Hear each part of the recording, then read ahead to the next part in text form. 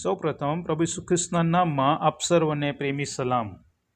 ચોથા અધ્યાયમાં 14મી કલમથી આપણે જોયું કે પ્રભુ ઈસુ ખ્રિસ્ત એક અજોડ પ્રમુખ યાજક છે અને તેથી આપણે દયાસનની આગળ આવવું જોઈએ.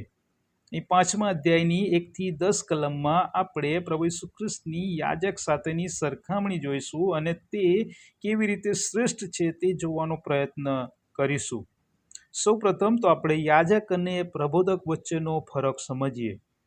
પ્રબોધક એ ભવિષ્યમાં થનારી વાતો સંબંધી ઈશ્વર તરફથી સંદેશ માણસ સુધી પહોંચાડે છે, જ્યારે યાજક માણસો તરફથી અર્પણો ઈશ્વર સમક્ષ લઈ જાય છે.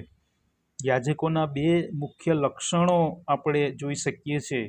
એક, તેમની નિમણૂક દેવ દ્વારા થાય છે અને 2, લોકોના પાપ માટે તે ઈશ્વર સમક્ષ અર્પણ લાવે છે. પહેલી કલમ, કેમ કે દરેક પ્રમુખ યાજક માણસોમાંથી પસંદ કરેલો હોવાને લીધે ઈશ્વર સંબંધીની બાબતોમાં માણસોને માટે નિમેલો છે, જેથી તે પાપોને માટે અર્પણો તથા બલિદાનો આપે. ઈશ્વરે આપેલી વ્યવસ્થા પ્રમાણે યાજક માણસોમાંથી પસંદ કરવામાં આવે છે. શા માટે? ઈશ્વર ઈચ્છે તો તેમના દૂતને પણ મોકલી શકત, પણ અહીંયા માણસોમાંથી જ શા માટે યાજકને પસંદ કરવામાં આવે છે? અહીં બીજી કલમ આપણે જોઈએ, અને તે પોતે પણ નિર્બળતાથી ઘેરાયેલો છે, તેથી તે અજ્ઞાનીઓ તથા ભૂલ ખાનારાઓ પ્રત્યે સહાનુભૂતિથી વર્તી શકે. એક માણસ હોવાને કારણે યાજક એ નિર્બળતાથી ઘેરાયેલો છે, જે પ્રભુ ઈસુ ખ્રિસ્તના સંદર્ભમાં પણ આપણે જોયું કે શૈતાન તેમનું પણ પરીક્ષણ કરે છે. અને આ નિર્બળતાઓથી ઘેરાયેલા હોવાને કારણે માણસ જાત પ્રત્યે તેઓ સહાનુભૂતિથી વર્તી શકે છે, તેમને સમજી શકે છે. અજ્ઞાનીઓ તથા ભૂલ ખાનારાઓ કે જે નીતિ વચન 14 અને 12 પ્રમાણે આપણે જોઈએ તો એક એવો માર્ગ પસંદ કરે છે કે જે માણસોને તો ઠીક લાગે છે, પણ તેનું પરિણામ મોતનો માર્ગ છે.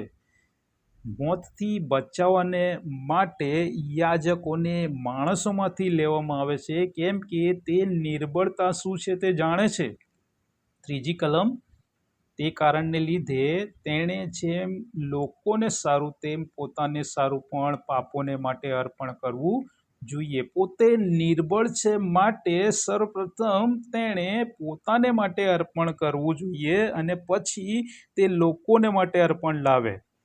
પોતે પાપી છે તો પોતે જો શુદ્ધ ન થાય તો બીજાને કેવી રીતે શુદ્ધ કરી શકે? એટલા માટે જ અહીંયા લખવામાં આવ્યું છે કે પ્રથમ પોતાને માટે અને પછી એ લોકોને માટે અર્પણ તેણે લાવવું જોઈએ. અને પ્રભુ ઈસુ ખ્રિસ્તના સંદર્ભમાં આપણે જોઈએ હિબ્રુ 4 અને 15 તો કે એક એવા પ્રમુખ યાજક છે જે આપણી નિર્બળતા પર દયા કરે છે. અને તેથી જ આગળ 16મી કલમમાં લખ્યું છે કે આપણને કૃપાસન પાસે આવવાને માટે આહવાન આપે છે કે જેથી આપણું તારણ થાય. આગળ આપણે અહીંયા 4થી કલમમાં જોઈએ તો જેમને ઈશ્વર તેડું આપે છે તે જ યાજક બની શકે છે, તે સિવાય બીજો કોઈ આ માન લઈ શકતો નથી. આપણે જોઈએ તો ગણનાના પુસ્તકને તેના 16મા અધ્યાયની અંદર કે ત્યાં કોરા, દાથાન અને અબીરામ એ મુસ્સાની ને હારૂનની સામે બળવો કરે છે. તેનું પરિણામ શું આવે છે? ગણના 16, 31 અને 32 જમીન ફાટે છે ને તેઓ પૃથ્વીમાં સમાઈ જાય છે. આજના જૂઠા સેવકો માટે પણ કે જેમને તેડું મળ્યું ન હોવા છતાં પણ એ સેવા કાર્યમાં જોડાય છે, તેઓને માટે આ બહુ ગંભીર એવી ચેતવણી છે. જો ઈશ્વરે પસંદગી નથી કરી તો અહીંયા જેમ કોરા, દાથાન અને અબીરામની હાલત થાય છે તેવી હાલત એ જૂઠા સેવકોની પણ થઈ શકે છે. એમણે ચેતવણી પામવો જોઈએ. 5મી કલમ, પ્રભુ ઈસુ ખ્રિસ્ત પોતે પ્રમુખ યાજક થવાનું માન લીધું નહીં, પણ તેમણે ઈશ્વરને માન આપ્યું. 6ઠ્ઠી કલમ પ્રમાણે તેઓ તો યહૂદા કુળના હતા, લેવીય કુળના ન હતા, તો તેમને કેવી રીતે યાજક પદ મળ્યું? પણ અહીંયા લખ્યું છે કે મેલ્કીસેદેકના ધારા પ્રમાણે તું સનાતન યાજક છે. આ મેલ્કીસેદેકનો ધારો શું છે તે આપણે 7મા અધ્યાયમાં જોઈશું. રૂઢિચુસ્ત યહૂદીઓને આ જ વાત એ પસંદ નથી. તેઓ આ જ વાત પચાવી શકતા નથી કે પ્રભુ ઈસુ ખ્રિસ્ત એ મહાયાજક છે, કેમ કે તેઓ યહૂદા કુળના છે, લેવીય કુળના નથી. અને આગળ 7મી કલમમાં આપણે જોઈએ તો તેમના દેહધારીપણાના સમયમાં, એટલે કે માણસ તરીકેના તેમના જીવન દરમિયાન જે દુઃખ અને મરણ તેમણે સહેવાનું હતું તે અંગે પોતાના પિતા આગળ, કે જે તેમને તેમાંથી બહાર કાઢી શકે તેમ છે, તેમની આગળ મોટા અવાજે આંસુ સહિત પ્રાર્થના તથા કાલાવાલા કર્યા. માતી 26:36-44 આપણે ગેત્સેમાની વાડીમાં આ ઘટનાને જોઈએ છે, જ્યાં પ્રભુ ઈસુ ખ્રિસ્તે કડવો પ્યાલો દૂર કરવાની વાત કરે છે. કેમ કે જે દુઃખ અને મરણ તેમણે સહેવાનું હતું તે સહેલું ન હતું.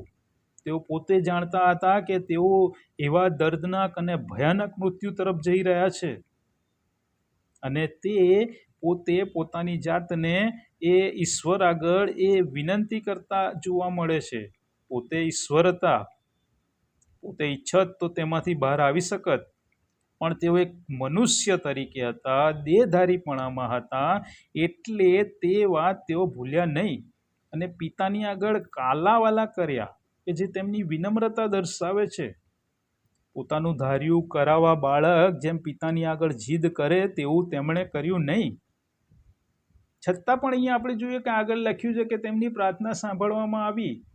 કડવો પ્યાલો તો દૂર થયો નહીં, પણ આગળ તેમણે કીધું કે તો પણ મારી નહીં પણ તમારી ઈચ્છા પ્રમાણે થાવ, અને એ એમની પ્રાર્થના સાંભળવામાં આવી. ઈશ્વરની ઈચ્છા તો યશાયા 53 પ્રમાણે તેમને કચરવાની જ હતી. તેઓ પોતે ઈશ્વરની ઈચ્છાને આધીન થયા, અને એથી જ લખ્યું છે કે તેમની પ્રાર્થના સાંભળવામાં આવી. 8મી કલમ, પુત્ર હોવા છતાં તેઓ જીદે ચડ્યા નહીં, પણ સંકટ સહન કર્યા, અને તેથી જ તેઓ આજ્ઞા પાલન શીખ્યા. યોહાન 10:17-18, પિતા મારા પર પ્રેમ કરે છે, કારણ કે હું મારો જીવ આપું છું કે હું તે પાછો લઉં. કોઈ મારી પાસેથી તે લેતો નથી, પણ હું મારી પોતાની જાતે તે આપું છું. તે આપવાનો મને અધિકાર છે, અને તે પાછો લેવાનો પણ મને અધિકાર છે. એ આજ્ઞા મારા પિતા તરફથી મને આપવામાં આવી છે. પ્રભુ ઈસુ ખ્રિસ્ત આપણને આજ્ઞા પાલન કરવાનું શીખવે છે, કેમ કે આગળ 9મી કલમ પ્રમાણે આજ્ઞા પાલન થકી તેઓ પરિપૂર્ણ બન્યા, અને આ પણ આજ્ઞા પાડનારાઓ સર્વને માટે તારણનું કારણ બન્યા. આજ્ઞા પાડીને તેઓ પરિપૂર્ણ થયા, અને એટલે જ તેઓ આપણા મધ્યસ્થ બની શક્યા છે. ફિલિપીઓને પત્ર 2 અધ્યાય 8-10 કલમ, અને માણસના આકારમાં પ્રગટ થઈને મરણને, હા વધસ્તંભના મરણને આધીન થઈને પોતાને નમ્ર કર્યા. એને કારણે ઈશ્વરે તેમને ઘણા ઊંચા કર્યા, અને સર્વ નામો કરતાં તેમણે તેમને એવું શ્રેષ્ઠ નામ આપ્યું કે આકાશમાંના, ભૂમિ પરના તથા ભૂમિ નીચેના સર્વ ઈસુને નામે ઘૂંટણીએ પડીને નમે. 10મી કલમમાં ફરીથી મેલ્કીસેદેકનો ઉલ્લેખ કરવામાં આવ્યો છે. મેલ્કીસેદેકના ધારા પ્રમાણે ઈશ્વરે પ્રમુખ યાજકનું નામ આપ્યું. હારૂન એક યાજક હતો, અને તેની સાથેની જો સરખામણી આપણે જોઈએ તો પ્રભુ ઈસુ ખ્રિસ્ત કેવી રીતે શ્રેષ્ઠ છે તે બાબતને આપણે સારી રીતે સમજી શકીશું. પહેલી બાબત, હારૂન પોતે નિર્બળ હતો. મૂસાની ગેરહાજરીમાં ઇસરાયેલી પ્રજાને સાચવી શક્યો નહીં. તેમના માટે સોનાનું વાછરડું બનાવ્યું. તે માણસ હોવાને કારણે પાપી હતો, અને તેથી તેણે પ્રથમ પોતાને માટે અર્પણ લાવવું પડતું. પણ મનુષ્ય હોવા છતાં પ્રભુ ઈસુ ખ્રિસ્તે પોતાને માટે અર્પણ લાવવું પડ્યું ન હતું, કેમ કે તે નિષ્પાપ હતા. પણ યશાયા 53:6 પ્રમાણે તેમણે આપણા પાપ તેમના માથે લીધા, અને તેઓ પાપરૂપ થયા. બીજી બાબત, હારૂન ઈશ્વરની વેદી આગળ મનુષ્યો તરફથી પશુ પક્ષીના અર્પણ લાવતો હતો. પ્રભુ ઈસુ ખ્રિસ્તો પોતે જ અર્પણ બન્યા. તેમણે કોઈ પશુ પક્ષીના અર્પણ લાવવાની જરૂર હતી નહીં. ત્રીજી બાબત, હારૂન વર્ષમાં એક જ દિવસ એટલે કે ઈશ્વરે જે પ્રાયશ્ચિતનો દિવસ ઠરાવ્યો છે યોમ કિપુર, તે દિવસે જ લોકોના અર્પણ એ ઈશ્વર સમક્ષ લાવી શકતો હતો. પણ પ્રભુ ઈસુ ખ્રિસ્ત માટે એવો કોઈ દિવસ નથી. તે ગમે તે સમયે આપણી મધ્યસ્થી એ ઈશ્વરની આગળ કરી શકે છે. આપણા પાપો માફ થાય તે માટે એ ગમે તે સમયે ઈશ્વરની આગળ આપણી મધ્યસ્થી કરે છે. ચોથી બાબત, હારૂનના અર્પણો ઘણી બધી વખત નિષ્ફળ જતા, માન્ય થતા નહીં, અને ફરીથી એ દિવસની રાહ જોવી પડતી ને ફરીથી એ અર્પણો લાવવા પડતા. પણ પ્રભુ ઈસુ ખ્રિસ્તે માત્ર એક જ વખત અર્પણ આપ્યું, જે માન્ય થયું છે. હવે ફરી અર્પણ લાવવાની જરૂર નથી. ગમે તે સમયે ગમે તે ઘડીએ આપણા પાપો એ ઈશ્વર સમક્ષ એમની મધ્યસ્થી થકી એ માફ થઈ શકે છે. આ ઈશ્વરની એક બહુ મોટી કૃપા આપણા પર છે, જે પ્રભુ ઈસુ ખ્રિસ્તના પ્રમુખ યાજક તરીકે આપણે પ્રાપ્ત કરી છે. પ્રભુ આ બાબતો સમજવા પણ સર્વની સહાય કરો. આમીન.